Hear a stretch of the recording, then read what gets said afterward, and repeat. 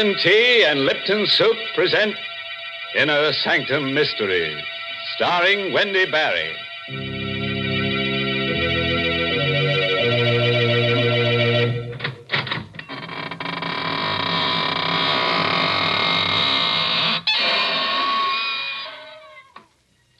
Good evening, friends of the Inner Sanctum.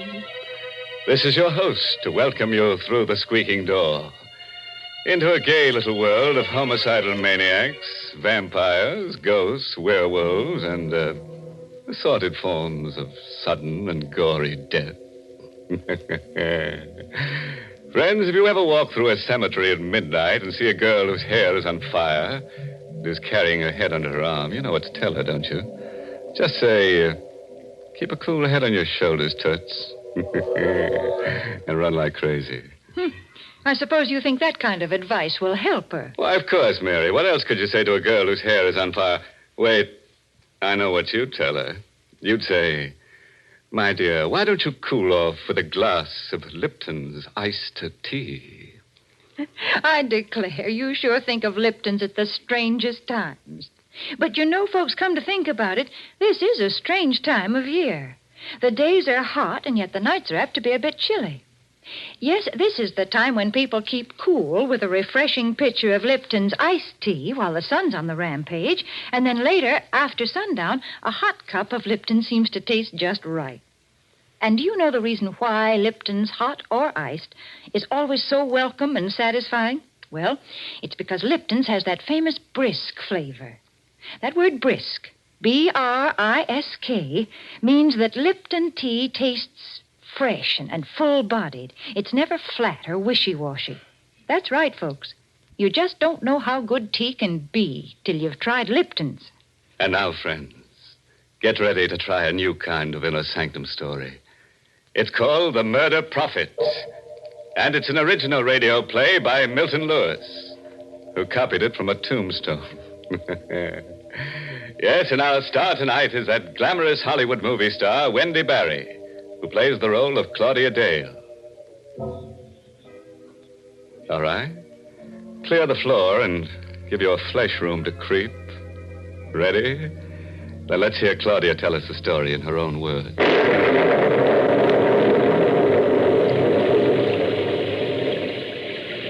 At exactly midnight, I saw him for the first time.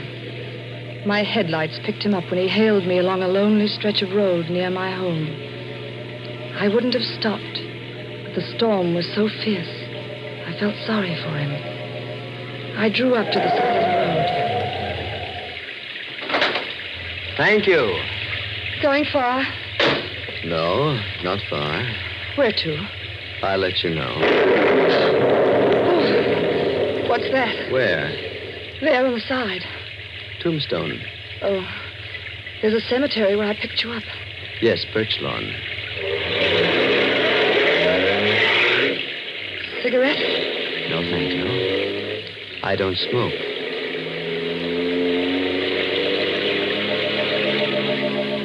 He said nothing for a few minutes. In the reflection of the dashboard light, I saw his face for the first time.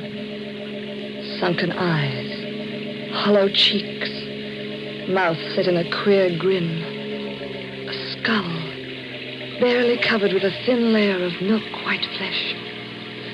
With a start, I realized he was staring at me. I've seen you before. Oh, I don't think we've met. No, I know you. Are you sure? Yes. I would never forget someone so beautiful. Oh, really? You're Claudia Dale.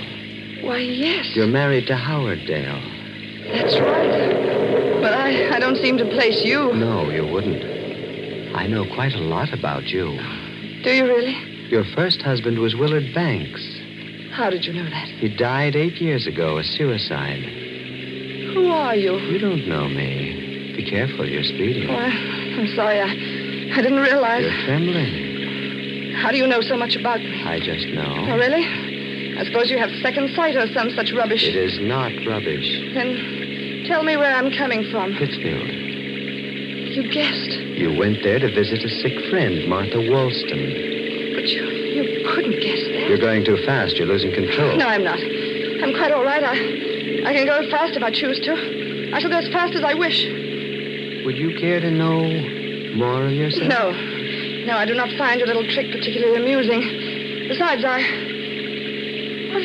What else do you think you can tell me about myself? Your future. Oh, nonsense. Your husband is dead. Howard? Murdered. Oh, you're lying. You'll find his body on the floor near the piano of your living room when you get home. There are 2 bullets in his head. Get out of here. Get out of this car. Get out, you hear me? Get out! Very well. It happens that this is where I wish to go. Good night, and thank you, Mrs. Dale.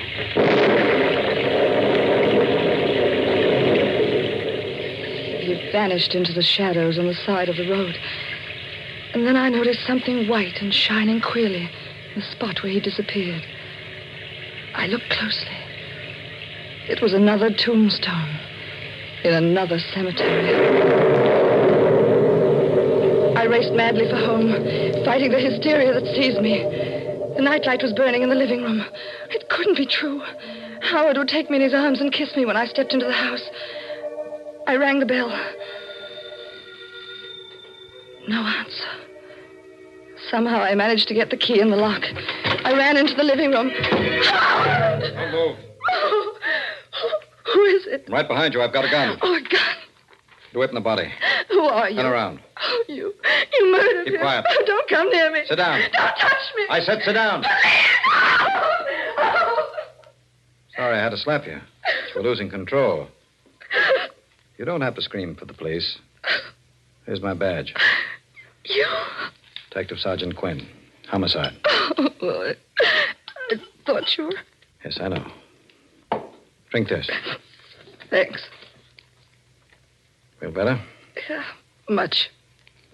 Who is he? My husband. Sure? Positive. When was he killed? About 20 hours ago. 4 yesterday morning. How do you know? One of the bullets went wild. Hit that clock on the mantel. Where were you yesterday morning? Pittsfield. I stayed with a sick friend, Martha Wallstone. Here, look at these things. I took them out of his pocket. They all his? Yes. Where's the snake ring? There were no rings. But he had one. It was quite valuable. He was never without it. I gave it to him. All right, now look. Did he wear it on the 3rd finger of his left hand? Yes. There's a mark, but no ring. When did you come here? I drove in behind you. You left the front door open. I think I know who killed him. Who? A man I met on the road coming here. He knew my husband had been murdered. You did, huh? He even said his body would be near the piano. When did you see this guy? Oh, 10, 20 minutes ago. Picked him up on the road. Where? At Birch Lawn Cemetery. Where'd you drop him? At another cemetery near here. He seemed to walk behind one of the tombstones. Oh, I know it sounds mad, but it happened just as I said. What's his name? I don't know. But he looked like a human cadaver. Like a man who's dead and... Oh, you don't believe me. Why'd you kill your husband? What? What are you saying? You heard me. Well, I told you I was in Pittsfield. Why'd you go there? Martha was ill. Were you there at 4 yesterday morning? Well, of course. Don't lie. Stop shouting at me. I told you who killed him. What are you trying to do to me? Isn't it enough to come home and find Howard like that without you trying to... Oh, in heaven's name, leave me alone. Leave me alone.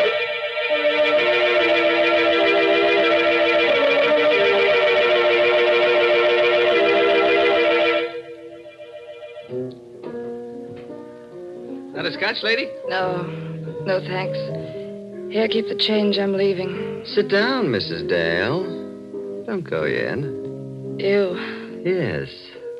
Won't you please sit down? Yes. Didn't expect to find you here. Nor I you.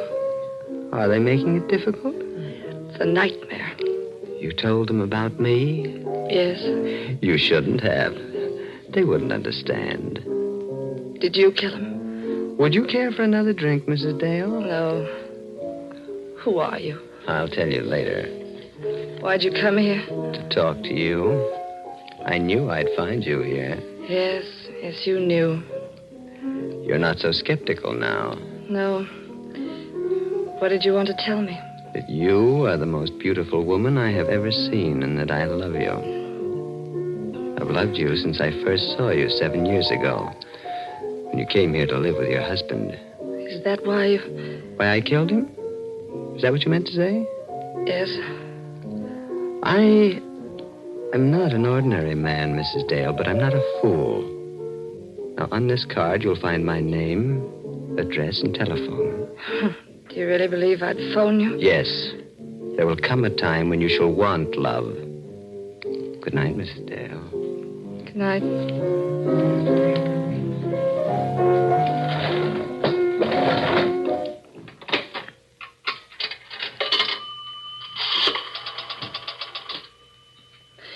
Hello? Operator, get me police headquarters and hurry, please.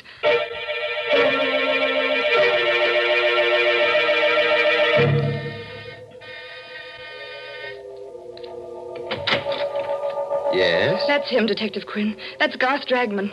Thank you, Mrs. Dale. Do you mind coming down to headquarters, Mr. Dragman? Not at all. Did she tell you that I murdered her husband? Yes. I thought she would. I'm not angry, Mrs. Dale, and what I told you earlier this evening still goes. I'll come along right now, Mr. Quinn.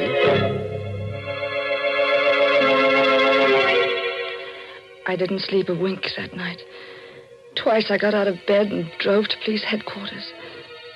The lights were blazing in Quinn's office. I went in the third time. I couldn't bear waiting. Oh, Miss Dale. Well, Glad you stopped by. We checked everything Dragman said. Seemed he was in the same bar and grill where you met him tonight when your husband was killed. you believed him? Naturally. Bartender and several regular customers backed up a story. Seems they all left together after the place was closed to play poker. Well, what about the things he said to me in the car? How could he know about the murder before you or I? That I don't know. Perhaps he does have second sight. Odd-looking fellow, isn't he? You can't arrest a man for murder because of that. He's criminally insane, I tell you. I know he is. My dear Mrs. Dale. Oh. What's the use? I loved Howard. I loved him to the point of insanity. Otherwise, there was no accounting for the things I did when I left police headquarters. I was determined to find the man who murdered my husband. It was towards dawn when I made up my mind what to do. I went to Garth Dragman's home. I was about to ring the doorbell when... Don't ring, Mrs. Dale. The door is open. Come in. You were expecting me? Yes, I was expecting you. Do you still think that I killed him? I don't know what to think anymore. Do you want me to find the person who murdered him? Yes, more than anything in the whole world. See, I have strange gifts, Mrs. Dale. And I do believe I understand the mind of a criminal. That mad impulse to crime, that strange, twisted desire to take a living being, a creature of arrogance and power, and make it a corroding, lifeless mass of flesh fit for worms. Oh. You're shocked? Crime is a shocking, evil thing. And only a man with the brain of a genius can succeed at it. And only a man with a greater brain can trap a successful criminal. I'll find your murderer for you, Mrs. Dale, on one condition. What's that? That you marry me. I felt my body turn to ice. I knew I was talking to a madman. I was sure I was talking to the man who'd murdered my husband.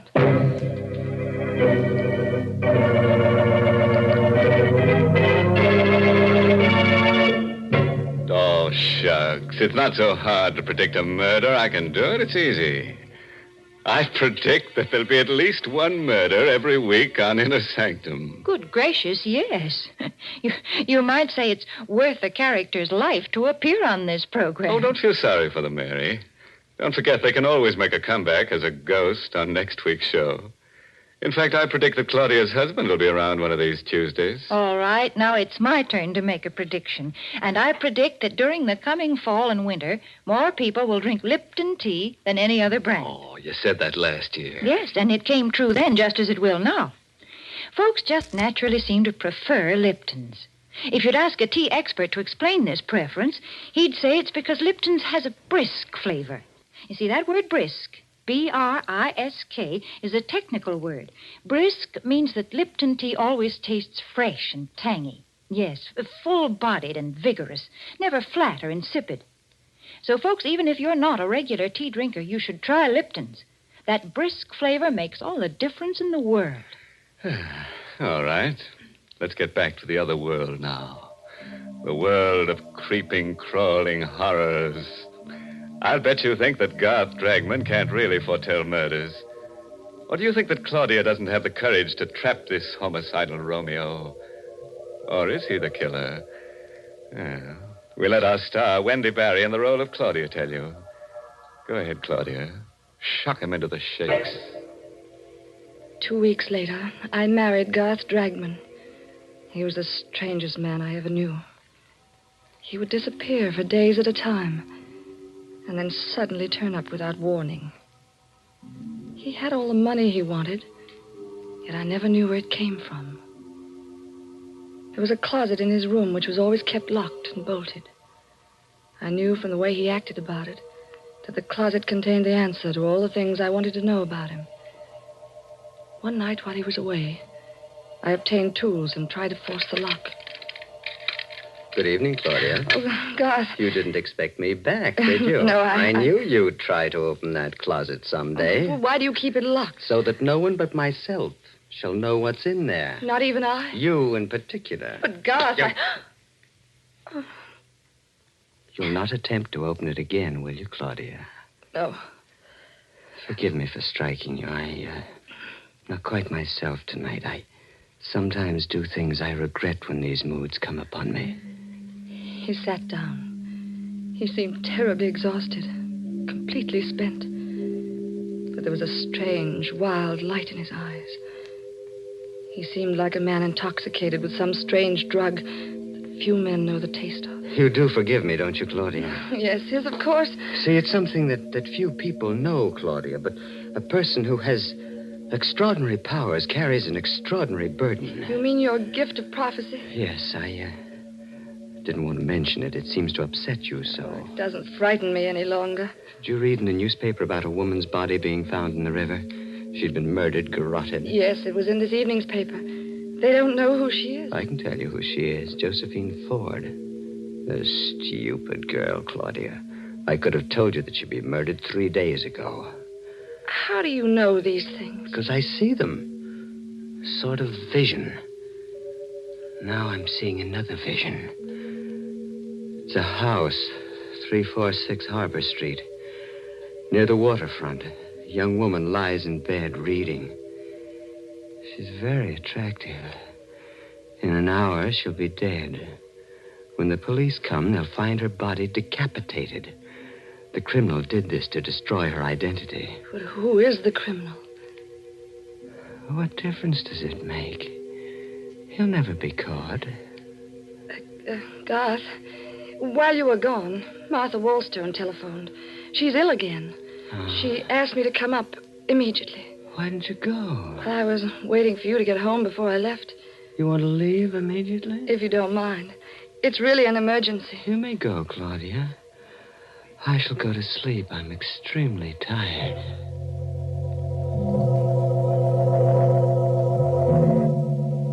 It took only a few minutes to get to the waterfront.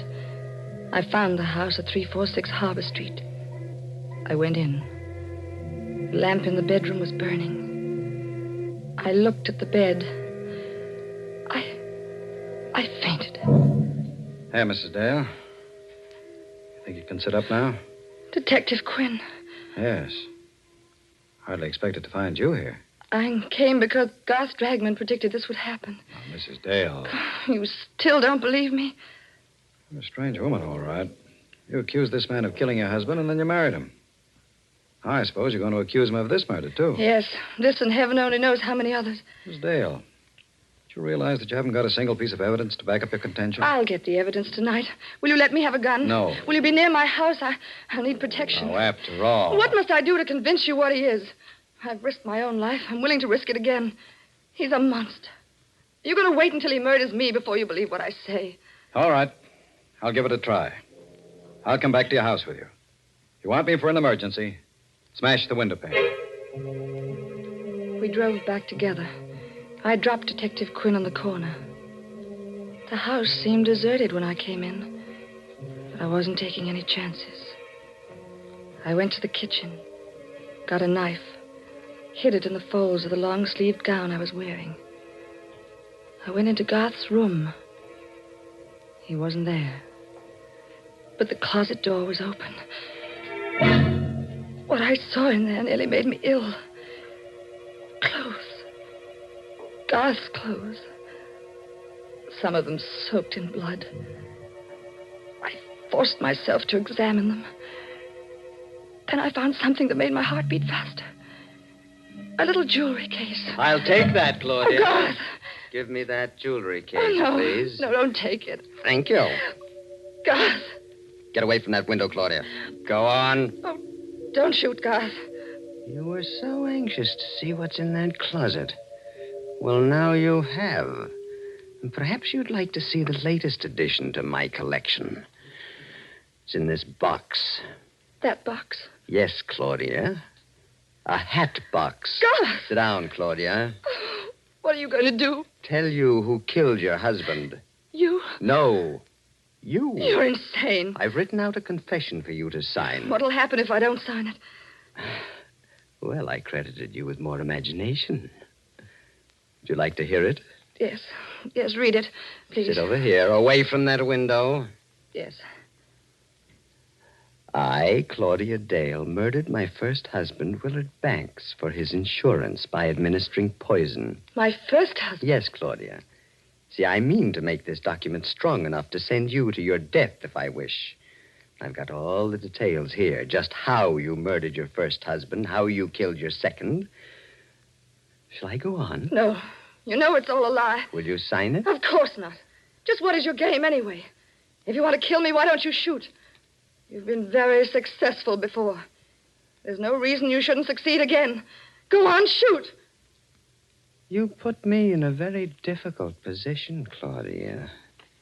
You see, you have found out certain things about me. Things that could cost me my life. I will not tell you again to get away from that window, Claudia.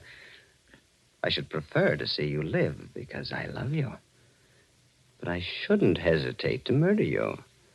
You love me? Yes.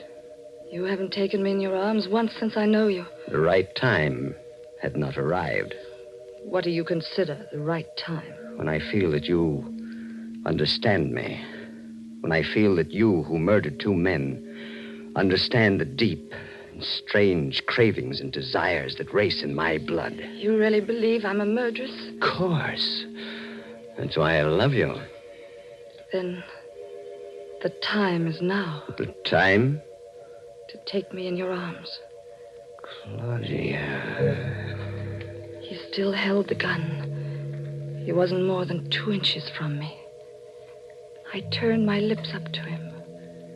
I twisted my body to get out of the range of his revolver. When I felt his lips touch mine, I slowly let the knife slip into my hand. Slowly, caressingly, I drew my hand up towards his neck. Then I plunged the blade in. Claudia! Detective Quinn! Hurry! I'm coming. What happened? I killed him. And here's the proof that he murdered my husband. I found it in the jewelry case he had in his pocket. It's the snake ring that was missing from my husband's body. Now do you believe me?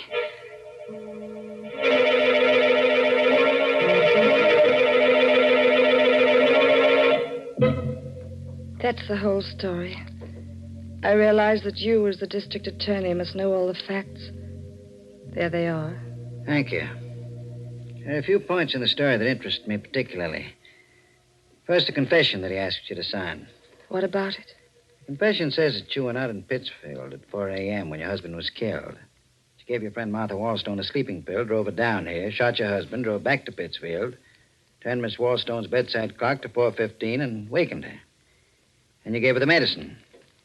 She thought it was 4:15 and went back to sleep. Garth was very clever at things like that. He had extraordinary brilliance of the insane. And just one question. Was that the way you murdered Howard Dale? I? Oh, but Garth murdered him. The ring proves it. You never had the ring. You put it in the jewelry box. I can't believe what you say.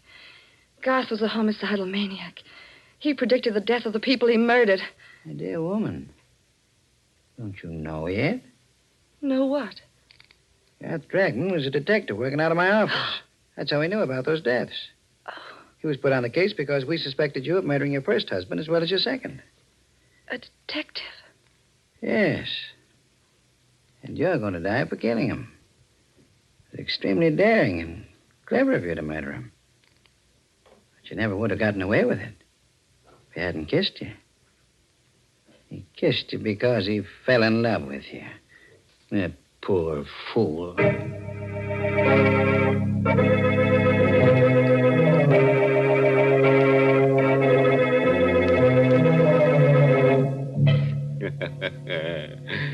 Well, friends, that just goes to prove that you should never pick up hitchhikers who come out of cemeteries at midnight.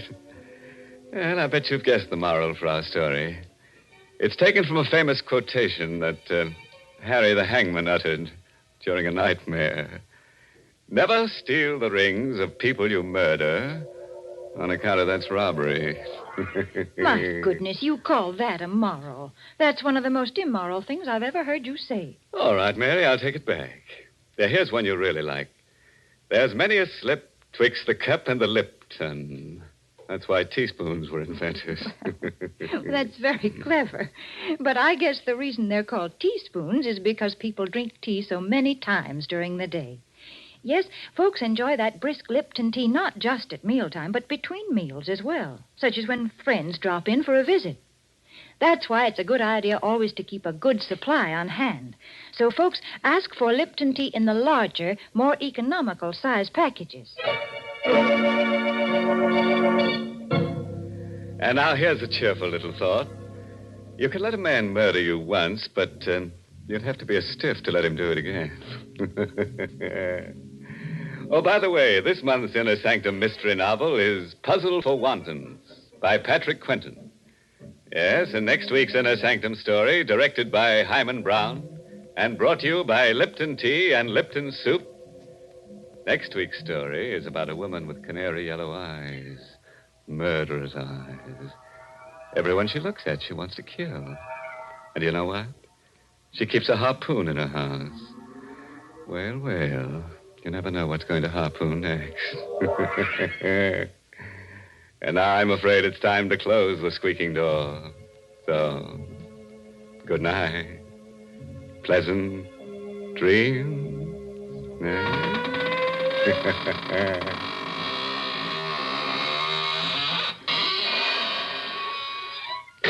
Folks, it's wonderful how little time cooking takes these days. Now, when I was a girl, my mother used to spend half a day making a pot of chicken noodle soup. But now we have Lipton's noodle soup mix. And when you use Lipton's, you just empty the contents of the package into boiling water, and in no time at all, soup's on. And what delicious chickeny tasting soup it is. Yes, Lipton's has an old-fashioned homemade flavor, and it's brim full of tender golden egg noodles. So, folks, don't forget to ask for Lipton's Noodle Soup. And don't forget to tune in next Tuesday night for another Inner Sanctum mystery. This is CBS, the Columbia Broadcasting System.